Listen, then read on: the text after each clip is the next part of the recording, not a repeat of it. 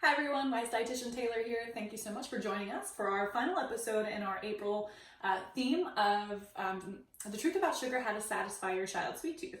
And so far this month we have learned that glucose is going to be the main source of fuel for your body. And we also learned the difference between naturally occurring sugars and added sugars. Then we learned the healthy snack formula. And so the healthy snack formula is when you pair some fiber-containing carbohydrates with some healthy fat and some protein. And that's going to offer a snack that's going to keep your child and yourself full and fueled between meals. And so for today's video, the last video again for April, is going to be Smoothie 101. And so in Smoothie 101, I'm going to give you a couple of tips and tricks to create a nutritious and delicious smoothie at home. And so my first tip is going to be to use a frozen banana. And the reason I like to use frozen bananas in my smoothies is because it's going to give the smoothie a nice creamy, thick consistency, and it's also going to not water down the flavor any. So sometimes the smoothies, when we incorporate ice, you're really not adding any additional flavor. The banana is going to add some flavor. You're also going to get the benefits of eating a banana. So of course, a serving of fruit, some potassium, some fiber. So again, it's gonna create a nice, thick consistency. My second tip is going to be to go green. And so when I say go green, what I mean is to incorporate some leafy greens. And so whether you have baby spinach or baby kale on hand, adding those in are going to give your smoothie a nice boost in its nutrition. They're going to provide some vitamin A, some vitamin C, some vitamin K, calcium, fiber. So again, just really going to kind of give it a nutritious boost. And now if you're new to green smoothies, I would start off with just a handful or so of the greens and then kind of increase that over time. My third tip is going to be to get creative. And so, smoothies can have things in them that are not necessarily just fruit or fruit juices. So think of things like oats, avocado, nuts, nut butters. Those can all be great additions to smoothies. And they're going to also add some calories, some good nutrition, and then even something like protein powder. So sometimes when your appetite might not be exactly at normal, you might find it more easy to drink as opposed to eat. And so for your child, for example, if they're not really feeling like eating, sometimes drinking can be more of an acceptable way to get some of that nutrition into them. And so when your appetite isn't at its best, you might be struggling to meet some of those protein goals, and so adding in some protein powder can help you accomplish that. Okay, so those are my 3 tips. Again, so it was go green, get creative, and use a banana in your smoothies. And so we actually have 2 recipes today to go through. And so the first one I already prepared for you here. And so this is actually a peanut butter, oat, and banana smoothie. And so this smoothie is really easy to do. So I started off with this smoothie in my blender, and I had about a 1/4 cup of oats, old-fashioned oats. And then I added a cup of milk, and I let that set for about 7 to 10 minutes just to thicken up a little bit. And then I added in 2 tablespoons of peanut butter. I added in 2 teaspoons of honey, half a teaspoon of cinnamon, and then I just blended that up. So really, really easy to do. Very, very quick. And so this one, the banana that's in there, I think I left that part out, so I did add a whole banana. So the banana that's in there, you can still use a frozen banana, even though the recipe itself, which is posted underneath this video, doesn't call for a frozen banana, but I think that using the frozen banana makes it much colder, like the way you would normally want your smoothie to be. So if you like a little bit of a less cold smoothie, then maybe stick with the other banana, but I think it really makes it more of a desirable temperature. So like I mentioned, again, the recipes for both of these are underneath this video. The second recipe we're going to go through, we're actually going to make now. So this is going to be a power green smoothie. And so for this recipe so far, what I have in my smoothie blender cup is just a frozen banana, a whole frozen banana. And so, this recipe works in a regular blender as well. You don't necessarily have to use the smoothie cup. You can use the full actual blender. The next thing I'm going to add is some frozen mango. And so if they don't have frozen mango at your grocery store right now, you can always buy a mango and chop it up yourself if you'd prefer. That's what I ended up doing, but you can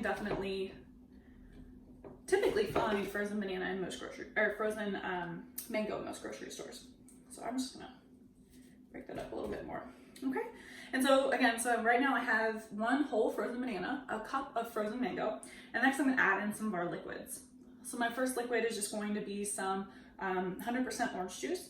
So that's going to add some natural sweetness with the fruit that's already in there to kind of help with the sweetness along a little bit. We're also going to get, you know, vitamin C, but of course we're getting some vitamin C from the mango as well. The next ingredient, the next liquid, is going to be half of a cup of milk.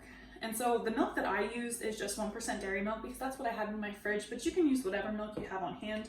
You could also use plant-based milk if you would rather.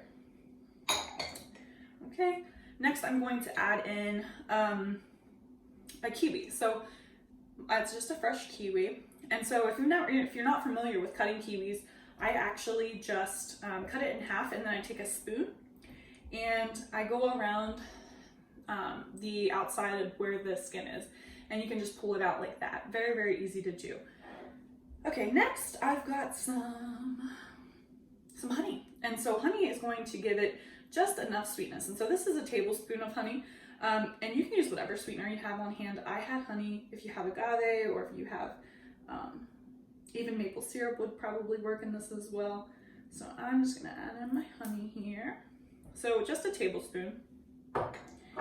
And then we're gonna add some things to boost the nutrition even more. And so the next ingredient that I'm going to add is chia seeds. And chia seeds look like this.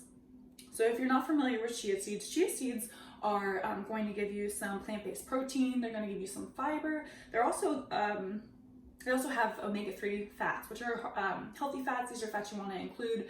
So both flaxseed and chia seeds are going to have those omega-3 fats in them. And so if you have flax seeds on hand instead of chia seeds, you can always include that too. So I had some chia seeds. So that is 2 teaspoons of chia. And then my last ingredient is going to be a cup of baby spinach. And so I'm just gonna add that in there. So you can see my cup's getting pretty full here. All right, and then I'm just going to, so because I'm using a smoothie cup, I actually like to just give it a quick shake to make sure everything's nice and mixed up in there. Now, if you're using a regular blender, you can just blend it right away. You might just have to scrape down the sides at some point. So we'll just go ahead and blend this. It's gonna get loud. Oops.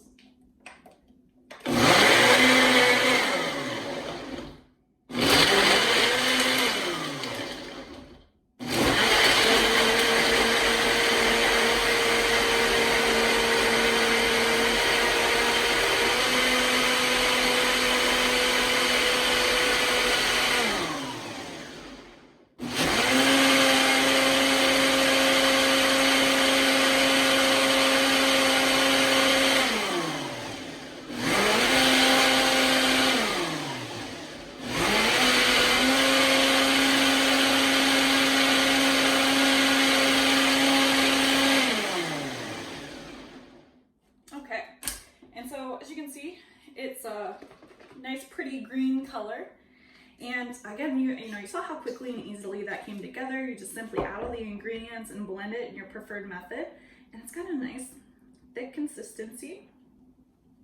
And I'm just gonna give it a stir there, and then it's very fresh tasting. And so as you can see, nice and thick. It's nice and cold with all the frozen mango, the frozen banana. Those are going to be great additions for this. It's going to, again, keep it nice and cold. Very, very fresh tasting. You don't get any hints of the spinach in there. The banana and the orange juice really kind of hide any of the earthiness that you might get from the spinach. So again, just 2 very quick and easy smoothie ideas that I wanted to share with you today. I hope that you found our series for April helpful. And stay tuned for our next month's series, which is going to be about foods that might help prevent inflammation. So watch for our next video, and until then, happy smoothie making!